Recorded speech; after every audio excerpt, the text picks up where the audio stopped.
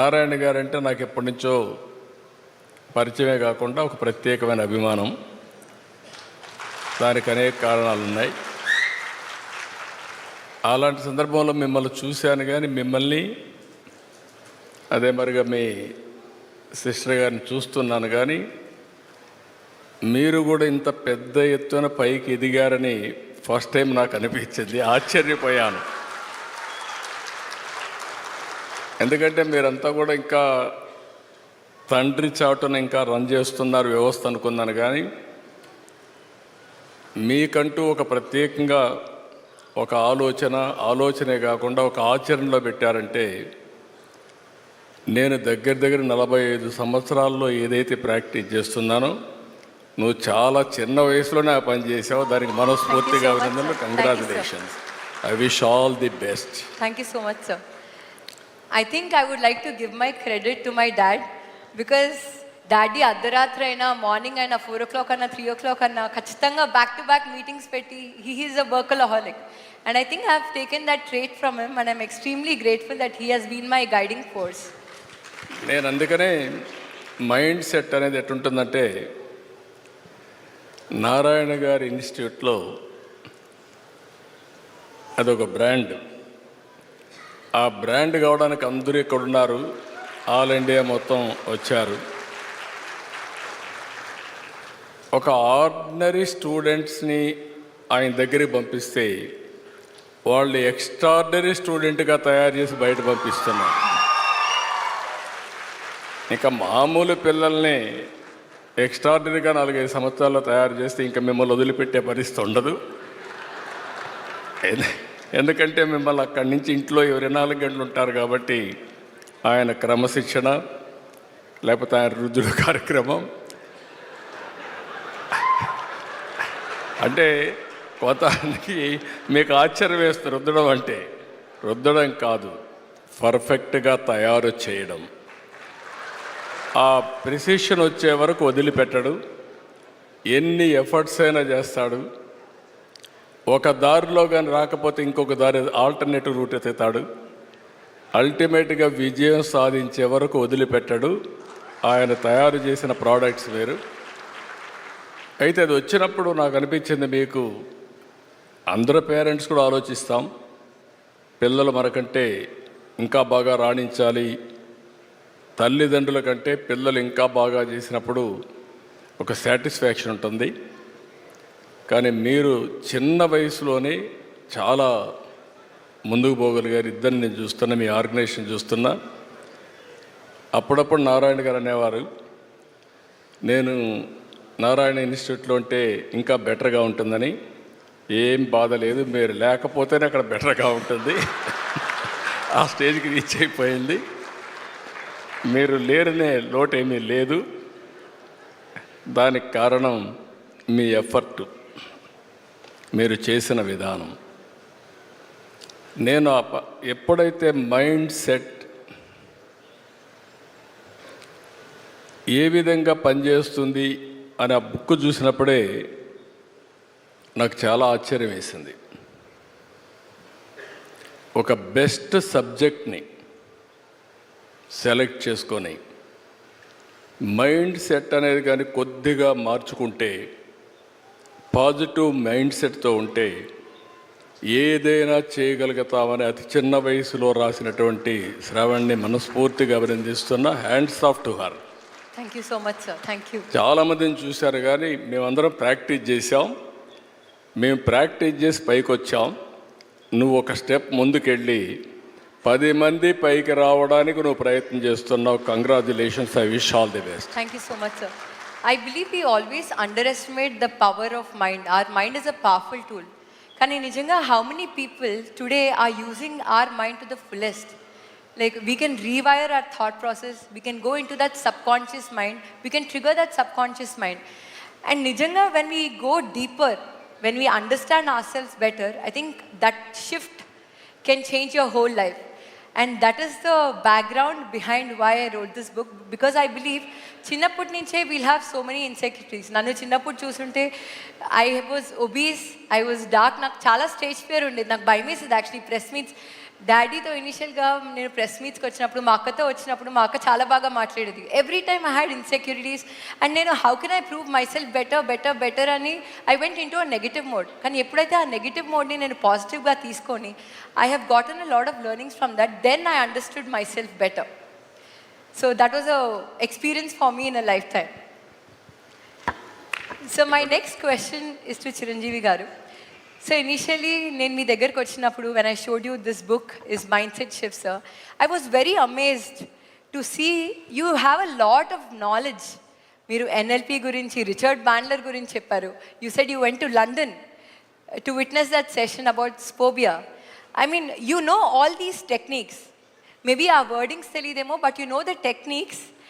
And I was very amazed to understand that you spend a lot of time with yourself, understanding yourself. So how important has been that spending time with yourself? And dani valla asalu elanti upayogam undi? First of all మన ప్రియతమ గౌరవ ముఖ్యమంత్రి గారు నారా చంద్రబాబు నాయుడు గారు ముఖ్య అతిథిగా ఏర్పాటు చేసినటువంటి ఈ పుస్తక ఆవిష్కరణ కార్యక్రమంలో నేను ఒక అతిథిగా రావటం, నాకు అవకాశం కల్పించినటువంటి శరణి, వారి కుటుంబ సభ్యులు, ముఖ్యంగా మంత్రివర్యులు నారాయణ గారు, తన మామయ్య గారు, నా సోదరుడు గంటా శ్రీనివాస్, అండ్ చాలామంది అతిథి మహారథులు, అండ్ ఫ్యూచర్ మన రాష్ట్ర భవిష్యత్తు, మన దేశ భవిష్యత్తు మీ కళలో కనిపిస్తుంది. అలాంటి యంగ్స్టర్స్, ఆల్ ద స్టూడెంట్స్, మీ అందరికీ సభాముఖంగా నా హృదయపూర్వక అభినందనలు, ధన్యవాదాలు, నమస్కారాలు తెలియజేసుకుంటాను. It's a great opportunity to be here one amongst you all. ఇలాగా శరుణి ఇంటికి వచ్చినప్పుడు ఒక బుక్ రాశాను. అది మీరు ముఖ్యమంత్రి గారు ఇనాగ్రేట్ చేస్తే బాగుంటుంది, వెరీ పర్పస్ఫుల్ బుక్ అని అమ్మాయి చెప్పినప్పుడు చాలా ఇమేజ్ అయ్యాను నేను. ఆ బుక్ని క్లుప్తంగా నేను 4-5 పేజీలు చూసినప్పుడు నాకు ఎప్పటి నుంచో ఇలాంటి పర్సనాలిటీ డెవలప్మెంట్ మీద, అలాగే సీక్రెట్ అనే ఒక బుక్ ఉండేది. అది ఎన్నో దశాబ్దాలు, 2-3 దశాబ్దాల ముందే ఆ బుక్ నేను చూడటం నాకు జరిగింది, తటస్థపడింది. అప్పుడు ఇంకా ఇండియాలో రాలేదు ఆ బుక్, దాని ట్రాన్స్లేషన్ కానీ దాని వీడియో నేను చూడటం జరిగింది. ఆ బుక్లో చెప్పిన ఎన్నో విషయాలు నాకు తెలుసో తెలియకనో నాకు నేనుగా అనుకున్న అవన్నీ ఆచరించడం మొదలుపెట్టాను నేను. అది నాకు ఎంతో హెల్ప్ అయింది. ఓ ఇలా ఉంటుందా అన్నది. సో తను అడిగిన ప్రశ్న కానీ ఇందాక గౌరవ ముఖ్యమంత్రి గారు చెప్తున్న దానికి మైండ్ సెట్ షిఫ్ట్ అనేది అత్యంత అవసరం. మనం ఒక గాడిన పడి అదే ధోరణిలో ఒక గానుగెద్దులాగా కష్టపడతాం. ప్రతి వాళ్ళు కష్టపడతారు, బట్ ఆ కష్టపడటంలో స్మార్ట్గా కష్టపడతారా, హార్డ్ వర్క్ తోటి వాళ్ళు కష్టపడుతున్నారా అనే దాని మీద మనం ఆలోచించుకుంటే కనుక చాలామంది ఇలాంటి అవేర్నెస్ లేక, ఇలాంటి శరణి లాంటి వాళ్ళు ఇచ్చినటువంటి పుస్తకాలు వాళ్ళకి గైడ్ చేయక, లేకపోతే గురువులు గైడ్ చేయక, లేకపోతే వాళ్ళుగా ఆ షిఫ్ట్ అనేది తెలియక అదే గానుగెద్దులాగా అదే కష్టంతో అలాగే జీవితాన్ని వెళ్ళదీసే వస్తారు. అట్లాగే ఏదో టైంలో రిటైర్డ్ అయిపోతారు, జీవితం చాలిస్తారు, ఇది చాలు ఈ జన్మకి ఇంతే అనుకుంటారు. అది కరెక్ట్ కాదు. మైండ్ షిఫ్ట్ చేయడం మూలంగా కష్టపడే మనస్తత్వం ఉంటే, నీ ఇష్టమైనటువంటి ప్రొఫెషన్లో కనుక నువ్వు ఉండగలిగితే ఆ రాణింపు, ఆ వెళ్ళే హైట్స్ అది వేరే. అంటే ఉదాహరణకి నేను చెప్పుకుంటే, నా గురించి సాదాసీదా కుటుంబంలో పుట్టి ఒక మామూలుగా ఒక డిగ్రీలో యావరేజ్ మార్కులతో చేసిన తర్వాత ఏం చేయాలి, ఎలా చేయాలి అని అనుకుంటే నా తల్లిదండ్రులు నన్ను గైడ్ చేసేంత నాలెడ్జ్ కూడా వాళ్ళకి లేదు.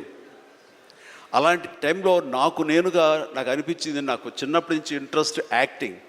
10th క్లాస్ చదువుతున్నప్పుడు ఒక డ్రామా వేశాను, బెస్ట్ యాక్టర్ వచ్చింది. కాలేజ్ డేస్లో ఇంకో డ్రామా వేశాను, అది బెస్ట్ యాక్టర్ వచ్చింది. అది documented, it's that full proof. So నాకు అనిపించింది, ఓహో మనలో గొప్ప నటుడు ఉన్నారనమాట, మనం కనుక ట్రై చేస్తే సినిమా ఇండస్ట్రీలో ఒక లెవెల్లో ఉండొచ్చు అనమాట. ఎందుకు వెళ్ళకూడదు మనం సినిమా ఇండస్ట్రీకి అని అనగానే ఎవరితో మాట్లాడినా సరే ఏ సినిమా ఇండస్ట్రీ తక్కువ అనుకుంటున్నావా, అక్కడ నీకు తెలిసిన వాళ్ళు ఉన్నారా, నువ్వు వెళ్ళగానే పెద్ద గొప్ప అందగాడివా, నేను వెల్కమ్ చేసేస్తారా అంటూ అందరూ నెగిటివ్గానే అనేవాడు. అదే సహజం, ఎందుకంటే ఇండస్ట్రీకి వెళ్ళి పాడైపోయిన వాళ్ళు అధిక సంఖ్యలో కనబడుతున్నప్పుడు నేను ఎక్కడో లింగులు ఇటుకుమంటూ నర్సాపురం మొగల్తూరు ఆ ప్రాంతం నుంచి నా వెళితే కనుక ఎంకరేజ్ చేసే బయలు ఉన్నారో వెళ్ళరా అనేవాళ్ళు ఎందుకు ఉంటారు. కానీ లోపల నా తపన అంతా ఇది కదా, ఖచ్చితంగా వెళ్తే వెళ్ళాలి అనిపించింది. అదే విషయం అమ్మా నాన్నలు చెప్పాను. నేను మైండ్ షిఫ్ట్ గురించి మాట్లాడుతున్నాను. అమ్మా నాన్నలు చెప్తే నువ్వు వెళితే నీకు ఇంట్రెస్ట్ ఉంటే వెళ్ళు, కానీ ఏదైనా జరగచ్చు, రేపు పొద్దున నువ్వు రాణించవచ్చు రాణించకపోవచ్చు. అలాంటి పరిస్థితిలో టైం వేస్ట్ కాకుండా ఇంకో కోర్స్ కూడా చేస్తే, నువ్వు చెన్నై వెళ్తానంటున్నావు, నీ ఫిలిం ఇన్స్టిట్యూట్ ట్రైనింగ్తో పాటు ఇంకో కోర్స్ కూడా చేస్తే బాగుంటుంది కదా. సపోజ్ ఇది రాణించలేదు, ఇంకో దాంట్లోకి వెళ్తావు, టైం వేస్ట్ కాదు అంటే వాళ్ళ మాట కాదలేక ఏమో బొమ్మ పైకి సిరితే కాయిన్ బొమ్మ పడవచ్చు బొలుసు పడవచ్చు, జీవితంలో ఏది మనం ఊహించి చెప్పలేం అనే ఉద్దేశంతో నేను ఏం చేశానంటే ICWI institute of cost accountants and works of India, ఇది ఎగ్మూర్లో ఉంటుండేది చెన్నైలో. అక్కడ నైట్ కాలేజీ చేస్తూ పగలంతరేమో ఫిలిం ఇన్స్టిట్యూట్లో ట్రైనింగ్ తీసుకుంటూ అలాగా 2 జోడు గుర్రాల స్వారీ లేదా 2 పడవల మీద ప్రయాణం చేయడం ప్రయత్నం చేశారు. కానీ ఎక్కడో నాకు ఇష్టం లేనిది, అంతంత మాత్రంగా తప్పదని చేయబడ్డటువంటి ICWI కోర్స్ మీద నాకు నిరాశక్త కలిగింది. దాన్ని నెమ్మదిగా దానికి తెలియదుకాలు ఇచ్చేసి వదిలేశాను. ఆ తర్వాత ఫిలిం ఇన్స్టిట్యూట్లోనే నేను ఏమైనా చేయాలి, చావో రేవో బతుకో చావు ఇక్కడే ఉండాలి, మనం ఇందులో చేయాలి. ఎప్పుడైతే నేను ఒక డెసిషన్ తీసుకున్నానో నన్ను నేను ప్రూవ్ చేసుకోవడానికి నేను కష్టపడి పనిచేయాలి, నేను ఇందులో సాధించాలి, ఏమైనా అయ్యి తీరాలి అంటూ చాలా స్ట్రాంగ్గా నేను అనుకున్నాను. లేకపోతే నాకు జీవితం లేదు అనుకున్నాను. అలాంటి పరిస్థితుల్లో సినిమా ఇండస్ట్రీలో ఫిల్మ్ ఇన్స్టిట్యూట్లో నేను ట్రైనింగ్ తీసుకోవడం ఏంటి, సినిమా అవకాశాలు రావడం ఏంటి, అవి సద్వినియోగపరచుకోవడం ఏంటి, దాన్ని ద బెస్ట్ నేను చూపించుకోవడం ఏంటి, అక్కడ ఉన్నటువంటి డైరెక్టర్స్ వీళ్ళందరి చేత వావ్ అనిపించుకోవడం ఏంటి, అందరి దృష్టి నా మీద ఉండేలాగా నేను ఎక్కువగా యాక్టివ్గా ఉన్నటువంటి ఇవన్నీ నాకు దోహదపడి సినిమా అలా అలాగా అంచెలంచెలుగా నేను ఈ రోజున మీరు చూస్తున్న ఈ స్థాయికి నేను వచ్చాను. ఇక్కడ ఏంటంటే ఏమైనా సరే 2 చేద్దాం, ఏమో జీవితం ఏమవుతుందో అనే అభద్రతా భావంతో ఉండే కంటే కాదు, ఖచ్చితంగా అనుకుంటే సాధించవచ్చు, నాలో టాలెంట్ మీద నాకు నమ్మకం ఉంది, నేను సాధించగలను, కాబట్టి అది వద్దు అనుకుంటూ మైండ్ షిఫ్ట్ చేసుకుని దీని మీద ఫోకస్ పెట్టాను సరే, అక్కడ నేను సఫలీకృతునయ్యాను. అదే శరాణి చెప్పేది. ఎక్కడ డౌట్ ఉండకూడదు. ఆ ప్రొఫెషన్ నీకు ఇష్టమైన ప్రొఫెషన్ అయ్యి ఉండాలి, దాని మీద నువ్వు ఇంట్రెస్ట్ పెంచుకోవాలి, అది సాధించడానికి కష్టపడి పనిచేయాలి, ఒళ్ళొంచి పనిచేయాలి, అది కూడా స్మార్ట్గా పనిచేయాలి. వీటన్నిటితో పాటు మన వ్యక్తిత్వం, మన బిహేవియరు, మన మంచితనం, ఇవన్నీ కూడా యాడెడ్ ఫ్లేవర్, అది చక్కటి అందాన్ని ఇస్తాయి నువ్వు వెళ్తున్న ఈ బాటలో. అది చాలా ఇంపార్టెంట్. చాలామంది అత్యున్నత స్థానానికి వెళ్ళిపోతుంటారు, కానీ క్యారెక్టర్ లేకపోతే వాళ్ళు ఎంత ఎత్తుకెళ్ళినా సరే సర్లే పెద్ద చేసేళ్ళ అని అంటారు. అది ఎంత లేదన్నా సరే ఆ క్యారెక్టర్ కూడా నీకు లేని అందాన్ని తీసుకొస్తుంది, నీ కష్టానికి మరింత అందం ద్విగుణీకృతం అవుతుంది, నీ ఫలితం కూడా అంత బాగా ఉంటుంది. కాబట్టి మైండ్ సెట్కి షిఫ్ట్ అనేది చాలా చాలా అవసరం. ఆ రకంగా శరాణి చేసినటువంటి ప్రయత్నం సఫలీకృతం అవుతుంది, చాలామంది రీచ్ అవుతుంది, చాలామంది లబ్ధిదారులు పొందుతారు. అండ్ చెప్పాలంటే మన నారా చంద్రబాబు నాయుడు గారు కూడా చిన్నతనం నుంచి కాలేజీ రోజు నుంచి నాయకత్వ లక్షణాలతోటి అక్కడ నాయకుడుగా కాలేజీలో ఉంటూ అక్కడి నుంచి తనకి ఇష్టమని ఈ ఫీల్డ్లో రాణించాలి, నా రాష్ట్రానికి సేవలు చేయాలి, ఇక్కడ ఏమైనా సరే అవ్వాలి అనే అకుంఠిత దీక్షతో అయ్యారు. ఆ రోజున రామారావు గారు ఉంటారని ఆయన పాలిటిక్స్కి వస్తారని కాదు, ఆయనకు మీద నమ్మకం ఆయన. అట్లా ఏ మారుమూలు ఉన్నా నేను ఎట్లయితే యాక్టింగ్ మీద నా నమ్మకంతో నేను ఎలా ఉన్నానో అలాగే నాయకత్వ లక్షణాలతో పాలిటిక్స్లో రావాలి, రాణించాలి, ఇతోధికంగా ఎంతో సేవలు చేయాలని అనుకున్నారు. కాబట్టి నాయకుడిగా, స్టూడెంట్ నాయకుడిగా, విద్యార్థి నాయకుడిగా ఉన్న ఆయన పాలిటిక్స్లో రావడం ఏంటి అనుకోని పరిస్థితుల్లో అవకాశాలు వస్తే వాటిని చేజిక్కించుకుని వాటిని ఆసరాగా తీసుకుంటూ అంచెలంచెలుగా ఎదుగుతూ ఈ రోజున మనం చూసేటువంటి అద్భుతమైనటువంటి ఒక మహానాయకుడిగా ఎదిగారు.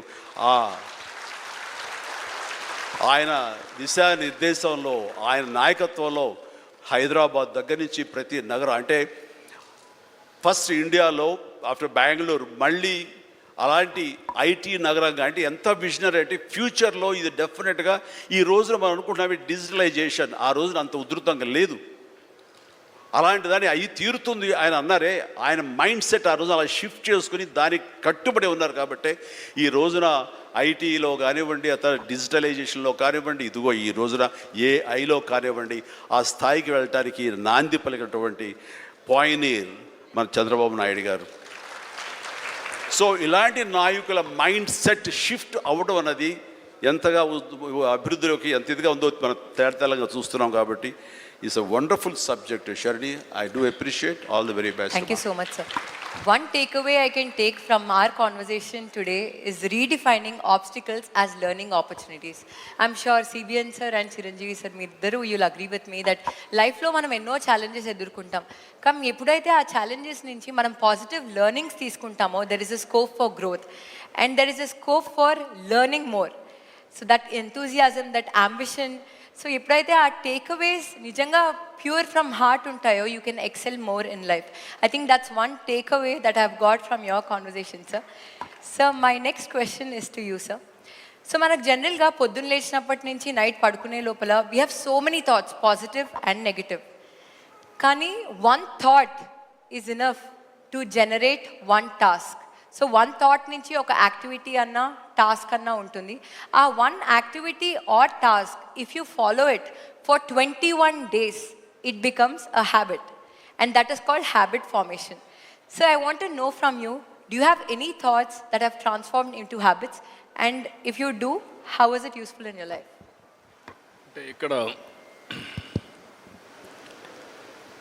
మనం అందరం కూడా తెలిసి కానీ తెలియకుండా కానీ కొన్ని లీడర్షిప్ క్వాలిటీస్ బిల్డప్ చేసుకుంటాం. ఇప్పుడే చిరంజీవి గారు చెప్పారు, ఆయన లైఫ్లో ఒక యాంబిషన్, అది ఒక సంకల్పం. ఆ సంకల్పమే నేను నటుడు కావాలి అనే సంకల్పం ఆయన మైండ్లో పడింది. అక్కడి నుంచి ఆయన జీవితంలో ఒక పాజిటివ్ మైండ్ సెట్ డెవలప్ చేసుకున్నాడు. ఎన్ని సవాళ్ళు వచ్చినా ఆయన గోల్ ఈ సెట్, ఆ గోల్ రీచ్ అయ్యే వరకు నిరంతరం పనిచేశాడు. ఒక మాటలో చెప్పాలంటే ఎన్టీ రామారావు గారు ఉన్నంత వరకు ఈయన ఒక స్థాయిలోకి వచ్చారు. ఎప్పుడైతే సినిమాలో నుంచి ఆయన రాజకీయాల్లోకి వచ్చారో ఈయన అక్కడి నుంచి ఆకాశం ఎత్తి ఎదిగే పరిస్థితికి వచ్చారు. అంటే దానికి కారణం ఏంటంటే ఒక మహానటుడు ఉన్నాడు, అప్పుడే నటుడుగా ఉన్నాడు. ఎన్టీ రామారావు గారు లేనప్పుడు చిరంజీవి గారి ఎవరి హీరోగా మహానటుడుగా తయారయ్యారంటే అది ఒక అవకాశం. ఇప్పుడు నేను కూడా ఉన్నాను. నేను రాజకీయ నాయకుడు కావాలనుకున్నాను. నేను యూనివర్సిటీ చదువుకుంటున్నాను. చదువుకున్నప్పుడు చాలా ఆలోచనలు వచ్చాయి, ఏం చేయాలి అనుకుని. చాలామంది నాకు సజెస్ట్ చేశారు, బాగా చదివితే ఐఏఎస్ అవుతామని. నేను అనుకున్నాను ఐఏఎస్ అయితే 10 మందిలో నేను ఒకడినని చెప్పి. మా వైస్ ఛాన్సలర్ పిలిచి లెక్చర్ పోస్ట్ ఇస్తాను, జాయిన్ అవుతారా అన్నాడు. I said no. ఏంటి కారణం అన్నా, నేను ఎమ్మెల్యేగా పోటీ చేస్తున్నాను, ఎమ్మెల్యేగా అవుతాను, తర్వాత వచ్చి మిమ్మల్ని కలుస్తానన్న. అంత నమ్మకం ఉందా అన్నాడు. తప్పకుండా గెలుస్తానని చెప్పి వెళ్ళాను. అంటే ఒక నమ్మకం, ఒక సంకల్పం. నేను ఎమ్మెల్యే అయ్యాను ఫస్ట్ టైం. నేను మంత్రి కావాలనుకున్నాను. మంత్రి కావాలనుకుంటే చెన్నారెడ్డి గారు మాకు ముఖ్యమంత్రి. అప్పుడు చెన్నారెడ్డి తిరిగిపోయి నాకు మంత్రి పదవి ఇవ్వమని మా వాళ్ళందరూ అడిగారు. నన్ను చూసి పైకి కిందికి చూశాడు. ఎందుకంటే చెన్నారెడ్డి గారు ఎప్పుడు కూడా చాలా స్ట్రాంగ్గా ఉండేవాడు. పైకి కిందికి చూసి, నిన్నటి వరకు యూనివర్సిటీలో ఉన్న స్టూడెంట్గా ఇప్పుడే గెలిచి వచ్చావు, అప్పుడే నువ్వు మంత్రి అయిపోవాలనుకుంటున్నావు, ఇది ఎక్కడ న్యాయం అని చెప్పి కొంచెం ఇచ్చేసాడు. నేను అన్నా, నాకు మెరిట్ ఉంటే ఇవ్వండి, నేను ఎంఏ చదువుకున్నాను, పిహెచ్డి కూడా చేస్తూ వచ్చారు ఇక్కడికి, మెరిట్ ఉంటే ఇవ్వండి అని చెప్పేసి ఛాలెంజ్ చేసి వచ్చాను.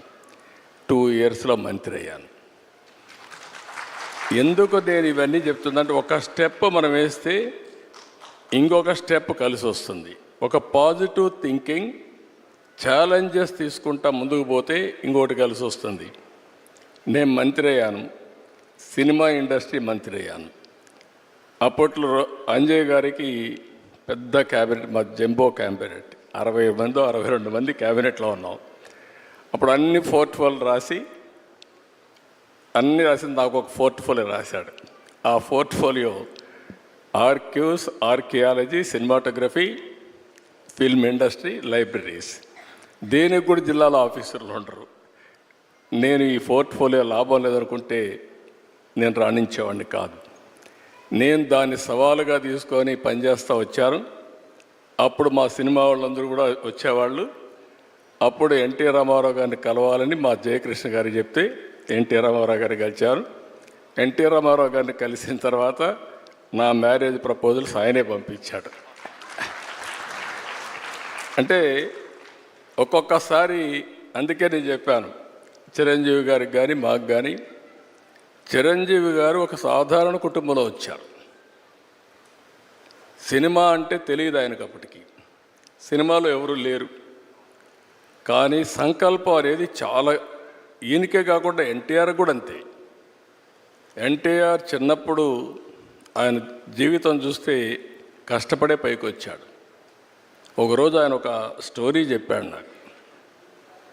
విజయవాడలో ఉండేవాడు, చదువు కోసం వాళ్ళ గ్రాండ్ మదర్ని తీసుకొచ్చి, చదువు కోసం ఆవిడ వచ్చి ఒక పూరిల్లు, సెంటర్లో ఒక పోలు, ఒక గుడిసేసుకొని ఇక్కడ ఉండేవాళ్ళు. రాత్రి వర్షం వచ్చింది. వర్షం వస్తే గాలి కూడా, ఇక్కడ అప్పుడప్పుడు తుఫాన్లు వస్తాడు, గాలి కూడా కొట్టింది. ఆ ఇల్లు పడిపోతే ఇల్లు లేదు. రాత్రంతా ఆ పోల్ పట్టుకొని కూర్చున్నాడు.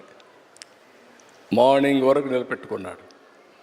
అంటే ఒక మనిషి యొక్క దృఢ సంకల్పం ఏ విధంగా పనిచేస్తుందో వారి జీవితమే ఒక ఉదాహరణ. అది ఆయన జీవితంలో జరిగిన నిజమైన సంఘటనలు ఇలాంటివి చూస్తే ఒక సంకల్పంతో ముందుకు పోయారు. అందుకే ఇప్పుడు కాదు, రేపు కాదు, ఎప్పటికైనా సరే చిరంజీవి గారికి ఉండే పేరు చిరంజీవి గారికి ఉంది. పౌరాణిక పిక్చర్లో మళ్ళీ ఎవరన్నా రాణించాలంటే ఎన్టీఆరే పుట్టి మళ్ళా నటిస్తే తప్ప వేరే వాళ్ళకి సాధ్యం కాదు. రాజకీయాల్లో కూడా ఆయన ఉండింది చాలా తక్కువ సమయం, 12 సంవత్సరాలు. ఒక చరిత్ర సృష్టించారు. అంటే ఆ సంకల్పం అనేది అలాంటి సంకల్పం. అందుకని మీరు చెప్పినప్పుడు అందరికి కూడా ఒకటే నేను విజ్ఞప్తి చేస్తున్నా, పాజిటివ్ థింకింగ్ ఈజ్ ఇంపార్టెంట్.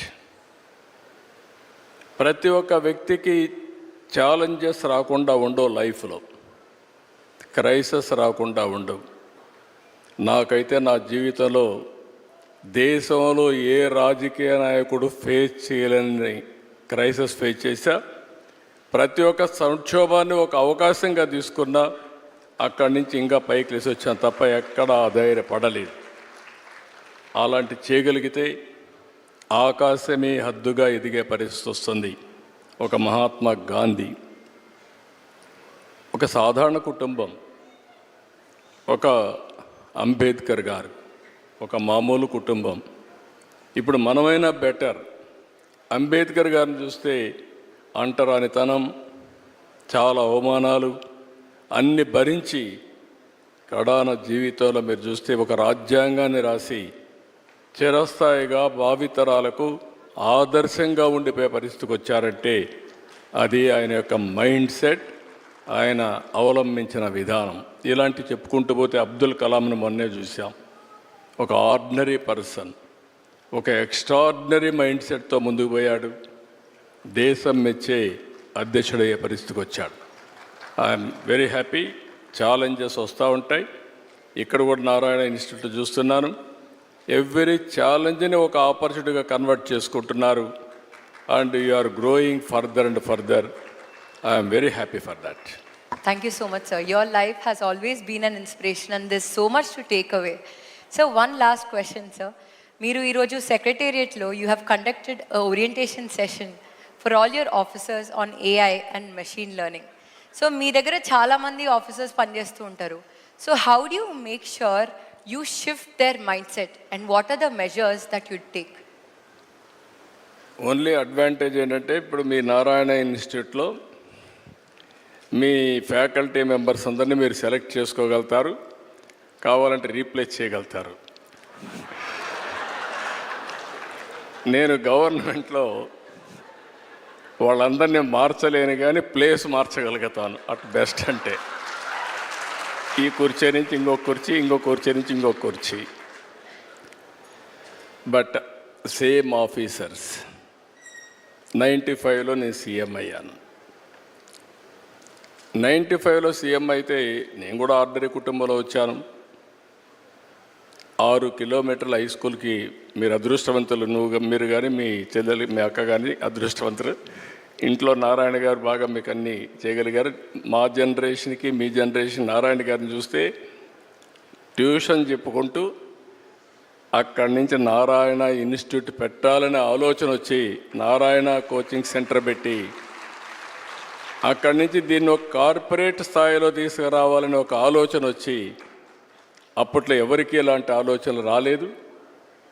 విద్య కూడా, ఎడ్యుకేషన్ కూడా ఒక సొసైటీ ద్వారా ఇన్ని రాష్ట్రాల్లో ఇవ్వగలుగుతామని నిరూపించిన వ్యక్తి నారాయణ. అదే ఆయన సంకల్పం. మీరు అన్నట్టు ఆ రోజుట్లో నాకు కూడా ఈ సమస్యలన్నీ ఉన్నాయి మా ఆఫీసర్స్కి అయితే అప్పుడు ఐటీ అంటే తెలియని వాళ్ళు మొత్తం. అలాంటి సమయంలో నేను హైటెక్ సిటీ కట్టాలనుకున్నాం. ఆ హైటెక్ సిటీకి బ్రెయిన్ స్టార్మింగ్ అంతా చేసిన తర్వాత ఇదే మరి అందరం కూర్చొని ఆలోచించాం. ఏ విధంగా పెట్టాలంటే డబ్బులు కూడా లేవు, మనం పెట్టలేమంటే పీపీపీ మోడల్లో ఫస్ట్ టైం పబ్లిక్ ప్రైవేట్ పార్ట్నర్షిప్లో ఎల్ఎన్టీ ద్వారా కట్టించాం. ఒక్క పైసా డబ్బులు ఖర్చు పెట్టలేదు, ఆ భూమి మాత్రం ఇచ్చాం. అది అయిన తర్వాత హైదరాబాద్లో ప్రతి ఒక్క కంపెనీ తీసుకొచ్చారు, మేము ఇచ్చింది భూమి మాత్రం ఇచ్చాం. ఈరోజు హైదరాబాద్ దేశంలో హైయెస్ట్ పర్ క్యాపిటల్ ఇన్కమ్ ఉందంటే ఆలోచనలు నాది, అమలు చేసింది అధికార యంత్రాంగం. ఆ రోజు కూడా మా సెక్రటరీలు వచ్చేవారు, నిద్రలేస్తానే వచ్చేవారు, వేరే వేరే ఆలోచనలు తెచ్చేవారు, నేను దానికి ఒక షేప్ ఇచ్చేవాడిని, చేపించాం. ఆ రోజు హైటెక్ సిటీ ఐటీ మాట్లాడాను, మైండ్ షిఫ్ట్ అన్నారు మీరు. దానివల్ల ఐటీ ఒక స్లోగన్ ఇచ్చాను, ప్రతి ఒక్క ఇంటికి ఒక ఐటీ ప్రొఫెషనల్ ఉండాలి అని ఆ రోజు స్లోగన్ ఇచ్చాను. దాంతో చాలామంది పల్లెటూరు నుంచి వచ్చి బాగా చదివించి ఐటీ చదివించారు. అందులో నారాయణ గారిని ఇంకా అన్ని విద్యా సంస్థలను ఆ రోజు నేను ఎంకరేజ్ చేశారంటే నాకు ఒక స్వార్థం ఉండేది. ఐఐటీలో అప్పుడు చాలా అడ్మిషన్స్ వచ్చేటివి కాదు, మనకు 1% కూడా వచ్చేది కాదు. నేను వీళ్ళందరినీ పిలిపించి ఒకటి అడిగాను, మీకు ఏం కావాలని ఇస్తాను, ఆంధ్రప్రదేశ్ ఐఐటీలో నెంబర్ 1గా ఉండాలి, మీరు ఏం చేస్తారో చేయమని చెప్పి కోరాను. అట్ వన్ స్టేజ్ తెలుగు రాష్ట్రాల నుంచి 20% ఐఐటీకి వచ్చేసారు. ఇంకొక స్టేజ్కి పోతే బిట్స్ పిలానీలో 70% 65% తెలుగు వాళ్ళే ఉన్నారు. వాళ్ళకి అర్థం కాలేదు, వీళ్ళేంటి మరుగు వచ్చేసారు, ఎట్లా వస్తున్నారు వీళ్ళని. అది చూసి ఎగ్జామ్స్ ఇవన్నీ మార్కులంతా వీళ్ళు మ్యానిపులేట్ చేస్తున్నారనే ఉద్దేశంతో వాళ్ళు ఓన్ సిస్టమ్ పెడితే అప్పుడు కూడా 60% 70% వచ్చారు. అంటే అలాంటి టెక్నిక్స్ అని నారాయణ ఇలాంటి వాళ్ళందరూ నేర్పించి మన పిల్లలకి బ్రహ్మాండంగా తీర్చిదిద్దారు. ఇక్కడ ఏమంటున్నానంటే అక్కడ నుంచి నేను ఈరోజు వచ్చినప్పుడు we are all in a inspiring period. I'm using this word. Technology బాగా మెచ్యూర్ అయిందంటే హిస్టారికల్ డేటా నాలెడ్జ్ అంతా ఉంది మన దగ్గర. ఇప్పుడు ఏఐ వచ్చింది, అదే మాదిరిగా satellite, drone, CCTV camera, IoT, sensors, ఇలాంటి వేరబుల్స్ ఇవన్నీ వచ్చేసాయి. రియల్ టైం డేటా వస్తుంది, నాలెడ్జ్ ఉంది, ఏఐ టూల్స్ వచ్చాయి. ఇప్పుడు క్వాంటమ్ కంప్యూటింగ్కి వెళ్తున్నా. ఆ రోజు హైటెక్ సిటీ కట్టా, ఇప్పుడు క్వాంటమ్ వ్యాలీ అమరావతిలో తొందరలోనే స్టార్ట్ చేస్తున్నాం. చాలామందికి అప్పుడు హైటెక్ సిటీ అంటే ఐటీ అంటే అర్థమయ్యేది కాదు.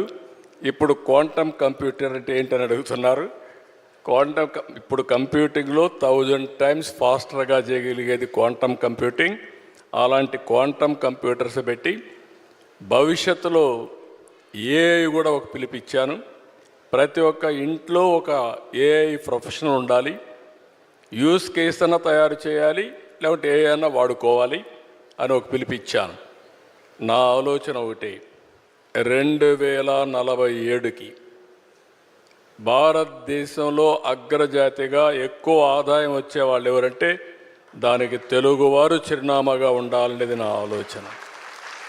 రెండోది, ప్రపంచంలోనే నాలెడ్జ్ ఎకానమీలో ఇన్ఫ్లుయెన్షియల్ పర్సన్స్గా తెలుగు వాళ్ళు ఉండాలని నా ఆలోచన. ఇది ఉండాలని ఆలోచన పెట్టుకుంటే లాభం లేదు. మీరు కూడా ఏ విధంగా అయితే నిర్దిష్టమైన ఒక టార్గెట్స్ పెట్టుకున్నారో నేను కూడా ఒక టార్గెట్ పెట్టుకున్నా. అందుకని ఈరోజు ఏఐ అనేది రియాలిటీ. మా ఆఫీసర్స్ అందరికీ కూడా ఏఐ నేర్పించాలనే ఉద్దేశంతోనే క్లాసులు పెట్టాం. నేర్చుకుంటారా అంటే చాలామంది ఫాలో అవుతారు, కొంతమంది అని నేర్చుకుంటారు. వన్స్ ఆ ఎకో సిస్టమ్ క్రియేట్ చేస్తే ఈరోజు ఇక్కడ మీరు నారాయణ ఇన్స్టిట్యూట్లో ఎట్టయితే ప్రతి ఒక్కసారి ఆల్ టీచర్స్ అంతా రేటింగ్ కానీ మానిటరింగ్ కానీ పర్ఫెక్ట్గా సిస్టమ్స్ ఉంటాయి మీకు. మేము కూడా గవర్నమెంట్లో అది తయారు చేయగలిగితే ఆటోమేటిక్గా కాంపిటీషన్ స్టార్ట్ అవుతుంది. నిన్న మొన్న మీరు చూసుంటారు, మీరు ఏ సిస్టమ్స్ అయితే ఫాలో అవుతున్నారో మేము కూడా వాట్సాప్ గవర్నెన్స్ ద్వారా మీరు ఏ ఆఫీసుకు పోయే పని లేకుండా ఏ పని కావాలన్నా, ఏ రిజల్ట్ కావాలన్నా, ఏ సర్టిఫికేట్ కావాలన్నా రియల్ టైంలో ఇచ్చే పరిస్థితికి వచ్చాం. 270 సర్వీసెస్ ప్రొవైడ్ చేస్తున్నాం. అనదర్ 4 monthsలో 1000 సర్వీసులు ఇస్తాం. ఏ వ్యక్తి ఏ ఆఫీసుకు పోయే పని లేదు, మీరు టైప్ కూడా చేసే పని లేదు.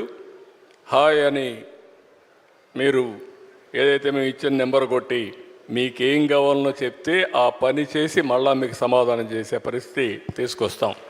మేము మీ ప్రైవేట్ సెక్టర్లో ఎట్లయితే మీరు కంపీట్ చేస్తున్నారో మీకంటే ఇంకా ఎఫెక్టివ్గా చేయాలని మైండ్ సెట్ షిఫ్ట్లో ఈరోజు గవర్నమెంట్ ఉంది. But it is possible, everything is in our hands.